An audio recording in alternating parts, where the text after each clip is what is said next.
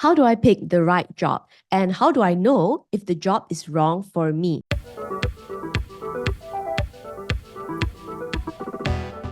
Hey, welcome back to the Corporate Survivor podcast with me, Mei Ping, corporate leader turned career coach and founder of the Corporate Survivor, a career program for 9 to 5 working professionals just like you.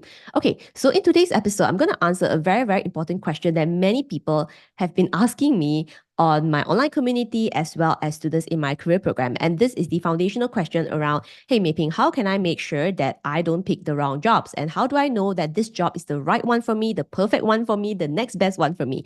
Now, all these are actually really, really great questions. And I totally understand that you want to make sure that you will be successful at any job and any career that you have chosen. Perfect. Now, I think the better way to ask this question is not so much about finding the right thing, the perfect thing, the next best thing, but to actually think about it in a way of like, what are some of the signs that I'm choosing the wrong job? Because in my experience of working with hundreds and thousands of people over my decade-long career in the corporate world, I can tell that the most successful people do not necessarily know that perfect thing that they're looking for, but they know what they don't want. They know how to avoid the problems, the challenging careers that will likely not be suitable for them. So now let me give you a list of the signs that you're picking the wrong job. And I'll break it into two parts. So the first part, we're talking about how do you identify a wrong job before signing the job offer? And then the second part is after starting the new job. So let's begin. Okay, so the first sign that you're likely picking the wrong job is that you are only focused on the company name.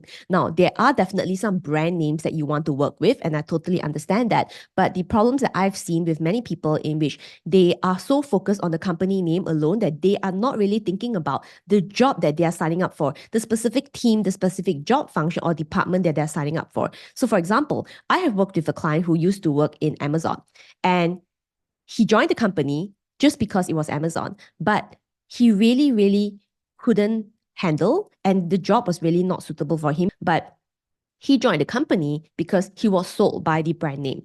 So later on, what happened is that eventually he had to give up the brand name because he signed up to the job, not knowing what the job actually was, but he was actually sold by the brand name.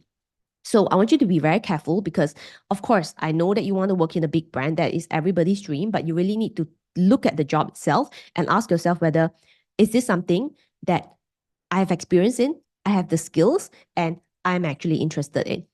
So for this specific example, personally for my own career, I've also gotten job offers to work in Google, to work in PayPal, but I've also declined both of them because specifically to that job, it was not really something that I wanted to do or I could see that it could grow my career. It wasn't, even though the company brand names were pretty good and I was really interested. So eventually I joined Standard Chartered because not just the company name makes sense to me, but the job function, the role itself made sense for my career progression. So that's definitely something that you want to think about, which is every time you find yourself very fixated on like, oh, that is the brand name. I don't care what job it is. I just need to get in. That is when that is the red flag. You need to pause and say, wait, let me actually look at the JD and what actually is the job and how do I make sure that this makes sense for me is something that I look at the JD, I can do quite a bit of the work, and I'm also willing to learn for the rest of it. Now, the second sign that you're likely picking the wrong job is that you're only focused on salary. Now, of course, I know salary is really important, and that is really the most enticing thing whenever you look at the job offer or you go for an interview. Whenever the salary number comes out, right, it definitely skews your thought as to, hey, maybe I should go for this, right? This job pays so much better than maybe the other offer, or this new offer pays so much more than what I'm currently making right now, which is totally fair and totally understandable. However, I have also seen disaster cases of people who took the job offer purely based on salary. But again, they didn't really think about the job that they have signed up for. And therefore, even if they start at this new job, within a couple of weeks and the maximum a couple of months, they burn out and they give up. So eventually they give up the high salary that they really, really wanted, but they were not there yet from a career level, from a strategic mindset perspective, as well as from a skill set perspective. And that is really not a good situation as well. So I'll give you a very specific example here. So I have worked with a client in my career program. So when she joined the program, she told me that she had just resigned from her director position at a very small company. And she told me that when she joined that company, she was very enticed because it was a director level position. The pay was actually double that what she was making, and she just signed up.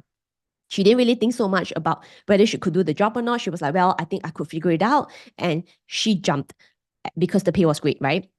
However, within just 3 to 4 weeks, her new boss went to her and said, hey, I think you are really not up to par with what we expect at the director level. Now, the reality is that for this particular client and student, her actual working experience, I would say it's around the senior executive level, in which she's not really in the space where she has the right skills to work on strategy, to work on team building. She was still at the level where she needs someone to review her work. So clearly that didn't work out. And she also told me that the biggest mistake she made was that she accepted the job purely based on salary. And she thought that it was great money. However, she couldn't even last for 6 weeks. So I want to make sure that, yes, we want to consider salary, but you also think about whether are you really at that right career level? Do you think you can deliver on the job that you have signed up for or the job that you are going to sign up for? And whether what you see in the JD is something that you know confidently that you can deliver on. And it's not just a good idea, you can figure it out later, because sometimes you may not even have the amount of time to figure it out. Okay.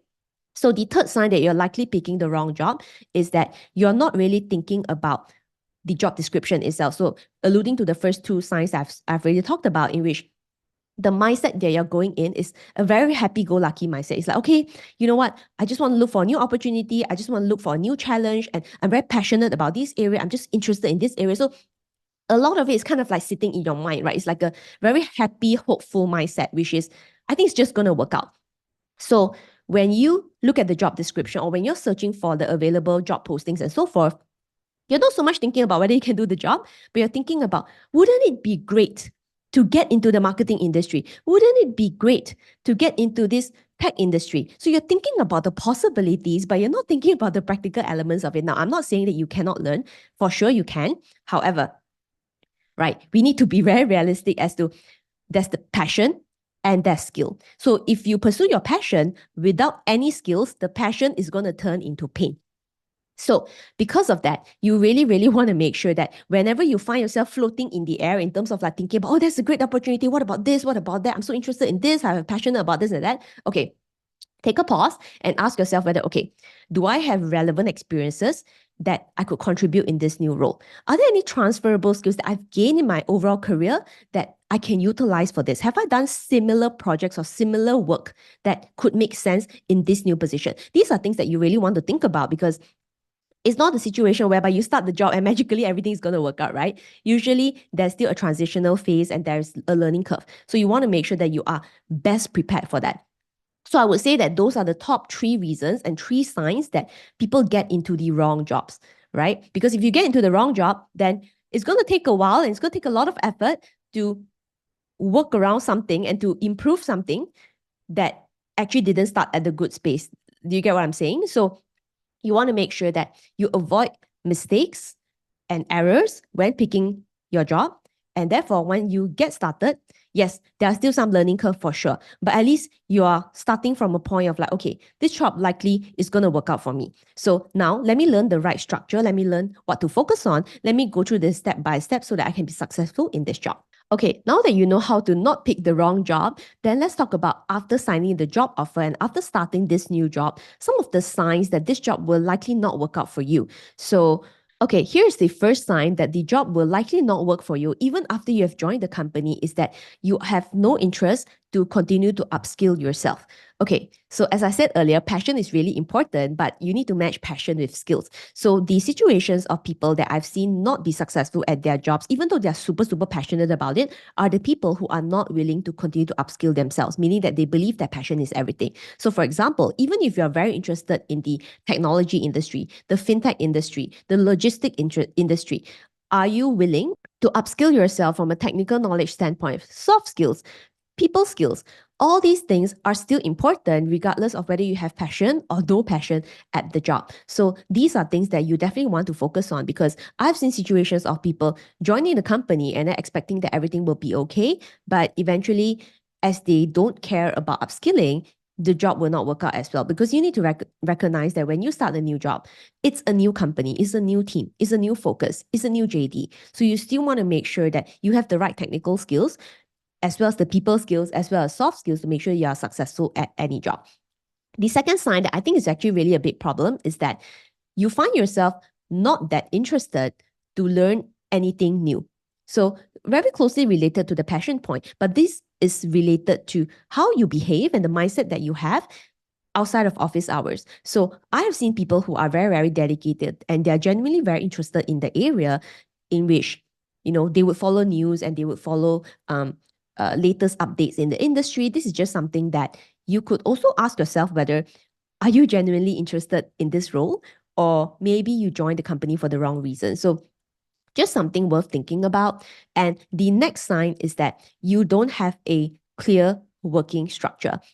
So again, it's a very hopeful mindset of like, okay, when I join this company, everything's going to work out. I don't really need to plan ahead. My bosses and colleagues are just going to help me with everything. And therefore, you don't learn how to start your job the first 30, 60, and 90 days. You don't learn how to adapt quickly. You don't have a clear working structure. You don't bother to learn how to communicate with different people. So again, it's a very isolating mindset in the sense of like, I'm just going to go in and do my work and not care about everything else. And I'm going to do the work my way, which may or may not be the right thing because you are still starting at the new job after all. So these are things that I have found what makes people unable to be successful at any jobs. And eventually, if you go down this path of all the signs that I've talked about, which is you pick the wrong job. And the next thing is that even after starting the job, you're not that interested to make it a success. Eventually, the feelings of overwhelm, the feelings of frustration, the feelings of like, hey, I don't think this job is right for me. Hey, did I pick the wrong job? Do you think I can still continue in this? All these feelings will definitely pop up. In order to be successful at any job, you need clarity on the corporate world. You need confidence with strong corporate skills, and you need to learn how to get visible so that you can get recognized for your hard work. All these three things are still important regardless of whatever job that you pick, because to be honest, there are no perfect jobs, there are no right jobs, there are no like passion project jobs, because as I said, passion without skills is going to turn into pain, right? Passion without skills is going to turn into pain. So don't worry so much about picking the right job or the wrong job, but really focus on what experiences do you have, what skills do you have, and how much are you willing to upskill? Because if you're listening to me on the Corporate Survivor podcast, that means that you have another 20 or 30 years in your career. And that is a long time. And you just want to make sure that your career journey is as smooth sailing as possible. So I hope that you found this episode super duper helpful. If you want more help, there is a free resource that I have for you. You can download my 5-day career growth guide that will walk you through step by step from clarity, confidence, competence, value positioning, as well as online branding, so that you can really learn how to set yourself up for success. And for those of you who will be joining the Corporate Survivor, I'm running a bonus mindset masterclass on June 1st. So this is only exclusive for those of you who are members in the program. And the following week, we're going to do a people office politics workshop. So if you're interested in that, you can definitely sign up at www.meeping.com to my career program, The Corporate Survivor. If you found this episode helpful, give it a like and share with your friend. And I'll see you in the next episode. Bye.